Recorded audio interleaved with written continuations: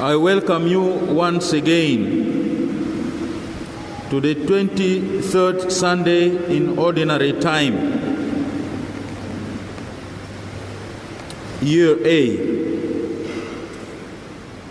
Today, the readings are guiding us that we are responsible for each other. The first reading says the duty of the sentry who is expected to blow his horn, his whistle, when danger arrives is a mission also of the prophets. The second reading presents love for others as a rule that must guide all our Christian actions. The gospel suggests a way of winning back astray brothers, those who strayed from us. This is simply the explanation of the three readings put together. The first reading, Prophet Ezekiel was given a task that there are wicked people among us who are to be told that so and so, so and so, you are not doing well. You are getting out of the way of God, the way of humanity. Now, if you who is told to go and tell this and you refuse to do, you meddle around, the sin of that man is counted on you. The application of this reading indicates that the mission of the prophet is, if he or she realizes how badly things are going in the society and that change is necessary, the change of heart and the change of mind and the change of action, it is his duty to speak out. Make the people understand that they have moved away from God and are ruining their lives. If he doesn't do it, he will be held responsible for their ruin.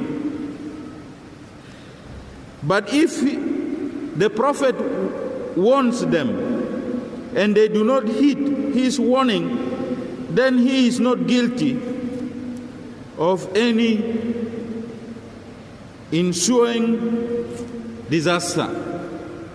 The prophet is also not free.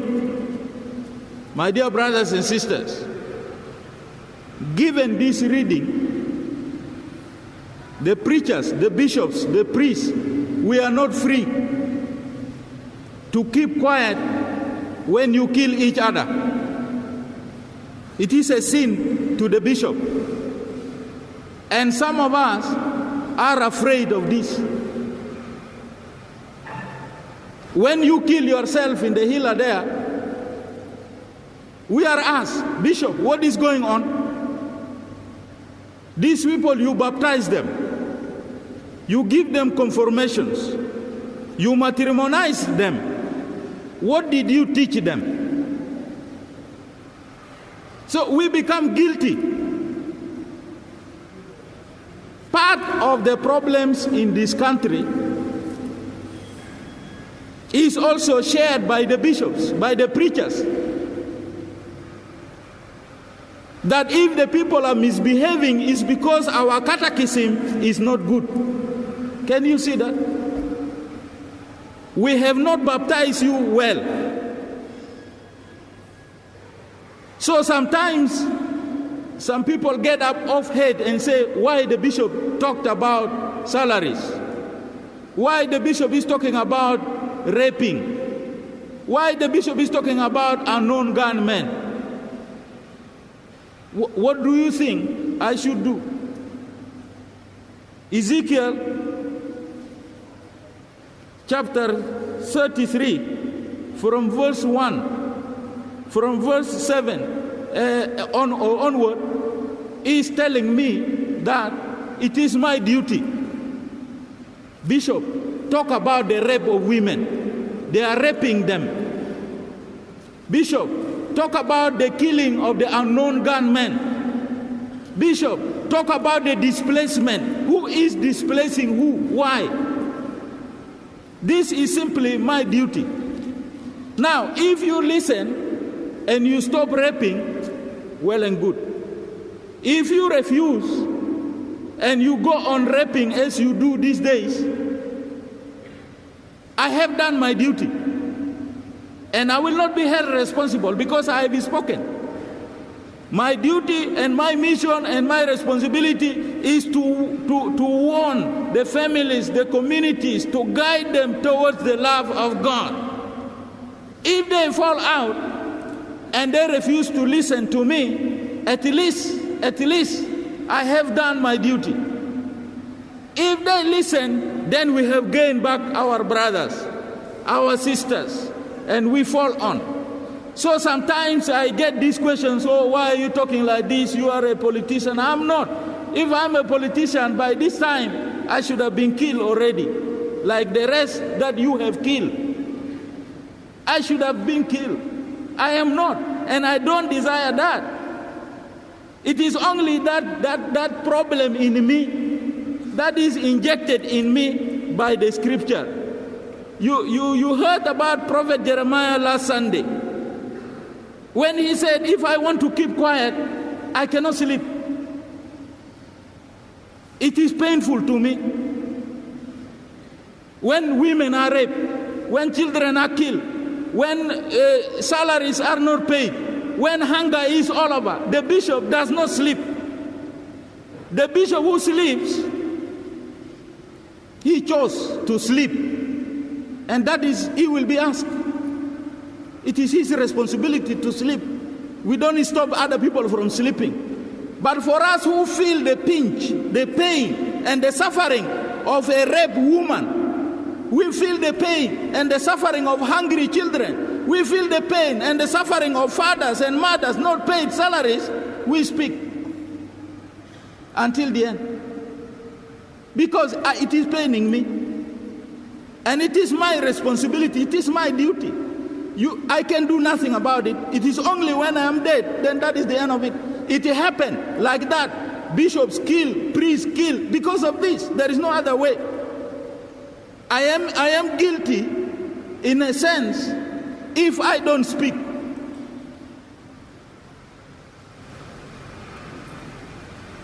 This is the mission of the church as a prophet. This is what the scriptures indicate to us. All of us as Christians, we are baptized to this mission. It may be difficult for some of us to hear this sound. It makes us think. It makes us think as if it is just a noise. It is a noise. But be sure to know that the voice of the church is not at all the voice of the prophet. No, it is not.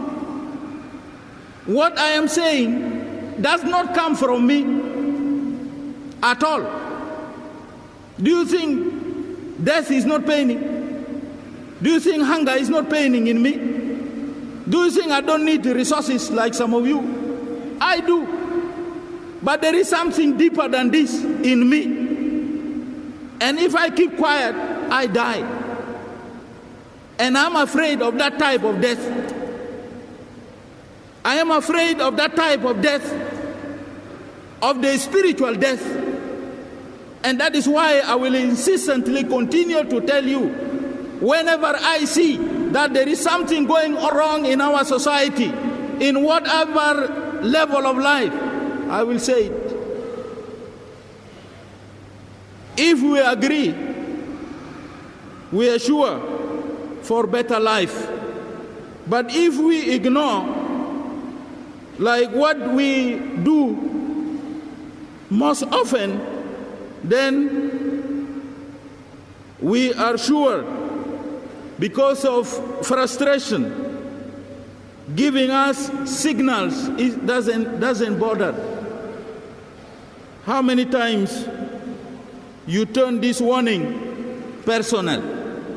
The prophet is warning there in the Bible, and you turn it personal on the one who is mentioning it. No. I too, I don't take the scriptures personal. It is only the mission that God has given to me, and I have faith that this is a responsibility that I will not let go down. You ignore truth, you ignore justice, you ignore love. What do you have? Suffering. Suffering is a result of deafness. When people refuse to listen to what is going around them, the cry of their neighbor. St. Paul says today, as he speaks to the Romans and to us, love your neighbor as yourself. This is the commandment God has given to us, and Jesus repeatedly said this. Sometimes we ignore this call, many times, because of egoism, because of personal greed. By the way, there are bishops who are also greedy, not only Christians. There are Christians who are greedy, there are bishops who are also greedy. This is a fact. And once he is greedy, he then colludes with the greedy friends, and then he ignores the suffering of the people. Because he is also greedy. He is human. And this is the fact. So if we keep in mind this principle of the love of our neighbor, it will be easy for us to understand that even the laws of our society and the act will be justly done. And always it will promote the common good. The love of the neighbor means the common good. That you love me equally as I love you. When we are told, like in the second reading today, you shall not commit adultery. Let us just take this example. You shall not commit adultery. You have your own wife, you have your own husband, but you are not happy. You ignore this woman, you ignore this man, and you jump the fence. Now you are told that be in your house, take care of your family, of your husband, nothing. You are always a thief in the house of the neighbor. You always want that woman. What about the one of yours?